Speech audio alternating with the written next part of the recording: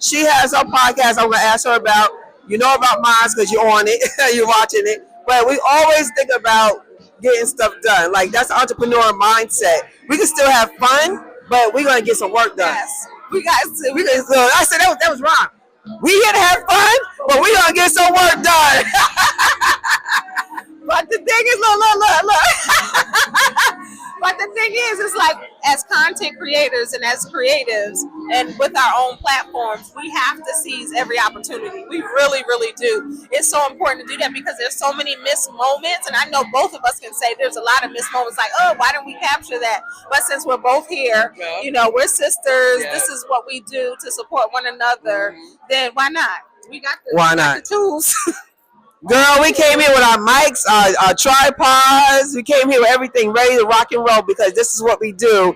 And for us to be together, because last time she was with me, we was at my home in North Carolina, and we actually did a show together. And I was blessed and honored for her and her love over here. Charles, he in the cut in the background, coming down to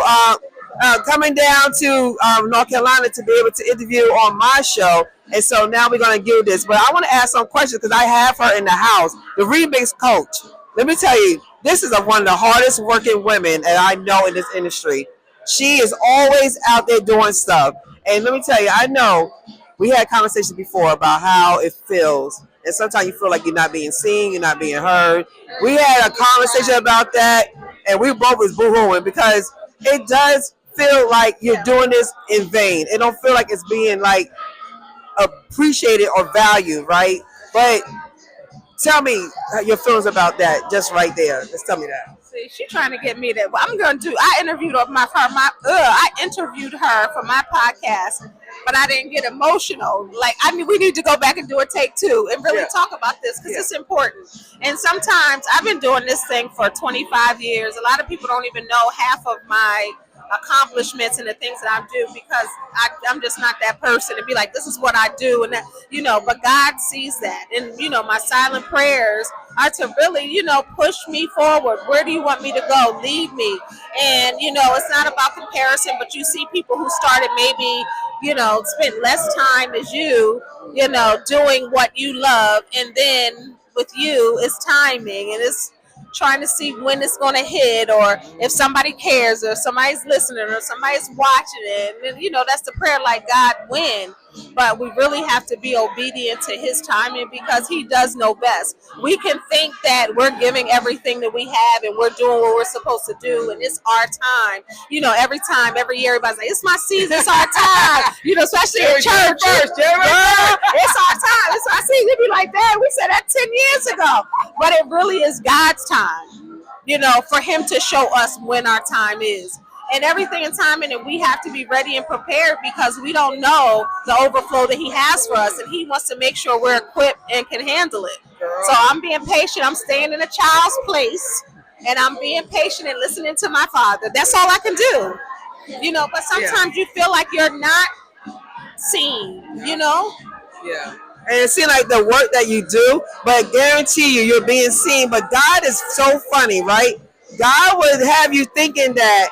And out of nowhere, something amazing is going to happen. And you're going to say everything, the patience, the discipline, the consistency. Staying consistent and being disciplined is the key to success, period. When you give up, then that tells somebody something, right? Guys, like, do you really want this? Trust me. Trust me, trust me, trust me. And we do trust you, Lord, but we are flesh. And sometimes we get like, oh my gosh, like, them nights you up editing. People don't know.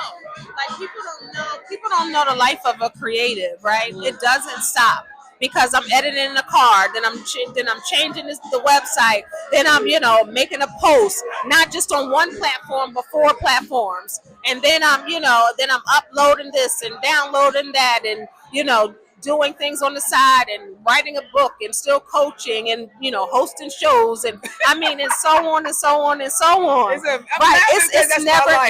never ended. It's either uploading a podcast, downloading something else, download.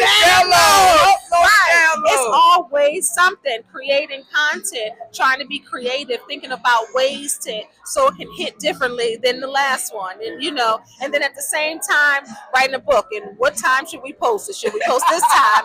Looking at the analytics, and doing everything else, and then we both of us still have jobs. Yeah. So we have an entrepreneurial ventures and adventures, right? Yeah. But then we still have a quote unquote 9 to 5. Yeah. So we're still fitting all of that in. And if my eyes look a little dark, that's because, that's real.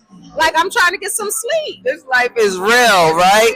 So she mentioned a couple of things. First of all, congratulations on your first children's book. That is adorable. The little girl is adorable. Sunny, I was going to say, she said, y'all going to meet Sunny soon. And so Sunny is met. I ordered my book, so it's going to be coming. I did. As soon as I saw it, I was like, I was like, let me order the book. And so I can't wait to get Sunny so we could be able to have a show about Sunny. So tell us a little bit about her. Okay, Sunny is me, my inner child. When I was in 7th grade, one of my friends gave me the name Sunshine. People are calling me that, saying I bring the light. I make things better when I walk in a room, and that's an honor. And still to this day, he calls me that. And that was 7th grade. So it's short for Sunshine, Sunny, because I want her to be that light for children, that bright light, bringing in the sun. As soon as you see her, she makes you want to hug her. She's lovable, she's likable, she's innocent, that innocence of a child. And when I was little, my mom had a poster on my wall that said, I am somebody because God don't make no junk. And that thing stayed with me. And even at 53, almost 54, like I still recite that. So I want God Thinks I'm Special is the name of the book. I want children to know, because a lot of issues that adults have and trying to get the likability factor all on social media. If nobody likes it quick, they're taking the post off, and they're so hell-bent on somebody else liking them and somebody else thinking that they're special. And I want to get the kids when they're young to know that God thinks you're special, and that's enough. So it can save some heartache and pain that some of the adults have to go through just to prove that they're special to everybody else when God already said you're special. That's right. So that's right. Yeah. So it's for children, but it's also to heal the inner child in you. Yes. And so that alone, I mean, think about it. Like, writing a children's book is not easy. And then you had to tap into your inner child and put it out there. So I just want to say to you, sister, congratulations, and you're amazing. I mean, don't ever stop, because it's going to come to pass. Like, it's going to come. Everything that you dreamed and wished of is going to come, because I feel that too. And then, like I said, you've been in the game way longer than me. But you are seen. You're seen. I see you, girl. I see you. So I said, she was like, "Why you got me crying on my show?"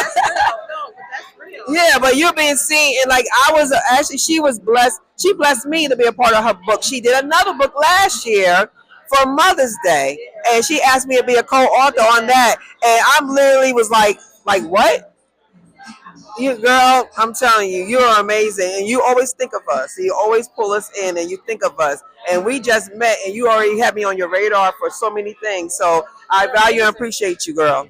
I value and appreciate you. You're amazing, and I'm for sisterhood, right? Like, how can we help each other push the needle forward? Like, what can we do? Like, I'm a girl's girl. Like, if you win, I win. If I win, you win. And I really believe that.